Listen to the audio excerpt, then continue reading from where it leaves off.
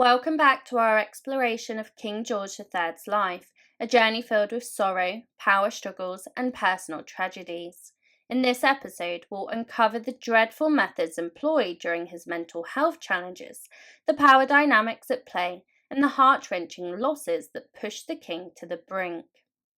In that era, doctors knew little about mental disorders, leaving them clueless on how to help the king. Their chosen treatment was disturbing. They forcibly restrained him until he calmed down, using caustic mixtures to balance his evil humours, and even practiced bloodletting. It was agonizing, and if he knew what happened while incapacitated, it would have shattered him even more. During George's struggles, Parliament struggled to find a solution. The king's eldest son, George, Prince of Wales, was 26 and ambitious. Charles James Fox argued the prince should act as regent, but Pitt, who clashed with the boy, suggested that Parliament chose a regent.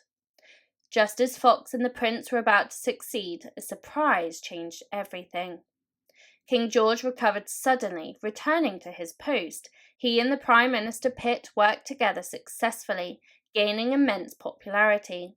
This frustrated Fox and the Prince of Wales, who had turned against his father.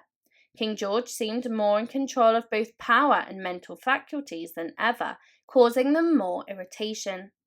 People liked George because he showed sympathy for the mentally ill. 3 attackers targeted him between 1786 and 1800. Each were mentally unstable. King George shocked everyone with his leniency and understanding, especially since the attacks weren't political. After one assault, he was so unfazed that he even fell asleep. However, his life wasn't without stress.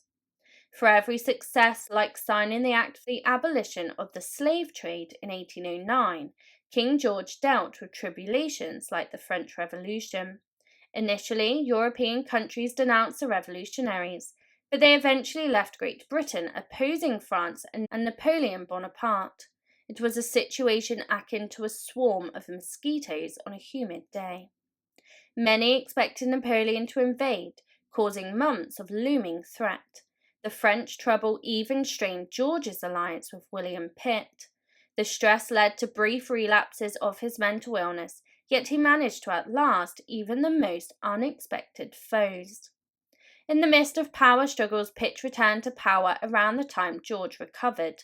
Pitt tried to include Fox, but George rejected the idea, leading to a spectacular backfire. Many in Parliament saw it as unfair and turned against the king.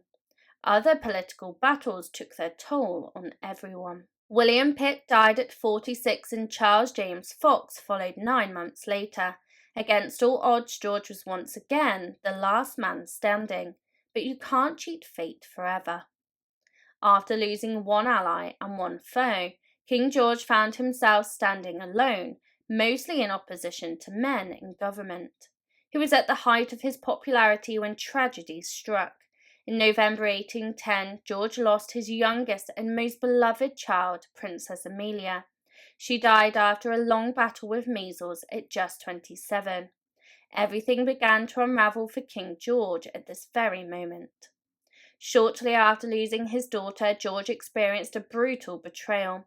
One of his supporters and Amelia's closest friends mismanaged his position, owing the crown £250,000. Disgraced, he attempted to blackmail the king and queen, threatening to expose Amelia's letters.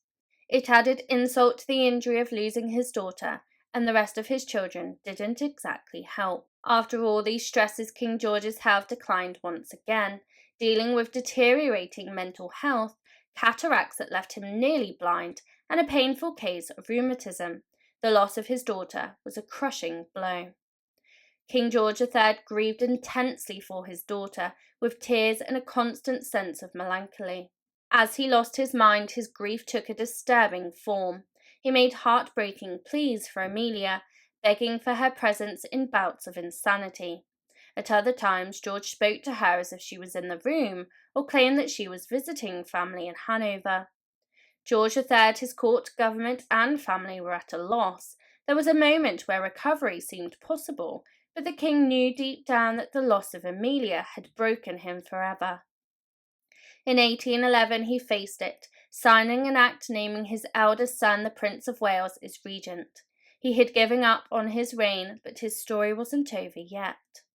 With their father in a powerless state and their mother focused on caregiving, the rest of George's family slowly drifted apart. The princesses, having lived through a nightmarish ordeal, distanced themselves from their parents. The Prince of Wales provided each princess with an estate, and they gladly accepted. Queen Charlotte found herself alone with her mentally unstable husband, and it was far from a pleasant situation. Unfortunately, tending to the king and occasionally assisting the Prince of Wales as regent took a toll on Charlotte's health. In 1818, she passed away at 74, surrounded by her children. Although King George was still holding on, the loss of his favourite daughter had already shattered him, and the Queen's death had a devastating impact. As his wife was gone, the king descended further into madness. Without Charlotte's care, his decline accelerated. In a tragic irony, the king never grasped that Charlotte was gone forever. His deteriorating mind couldn't comprehend that his wife would never be by his side again. George himself followed her 2 years later, passing away in 1820 as a mere shadow of his former self. It was a truly sorrowful conclusion to their tumultuous story, yet lingering questions remained about the rapid and dramatic deterioration of the king's health. In the years after King George III's death, as medical understanding of mental illness improved, speculation arose about the cause of his peculiar bouts of mania. Some suggested porphyria, a genetic blood disorder common among royals. Others discussed bipolar disorder as a potential culprit. But then a new possibility emerged. For centuries, the true cause of King George's health issues remained uncertain until 2005, when scientists analysed his hair. The testing revealed an unexpectedly high level of arsenic. Arsenic could potentially explain his bouts of mania. The mystery deepened. Did he accidentally encounter it, or was he intentionally poisoned? The answer remains elusive, leaving behind a historical puzzle that intrigues those seeking to unravel the truth.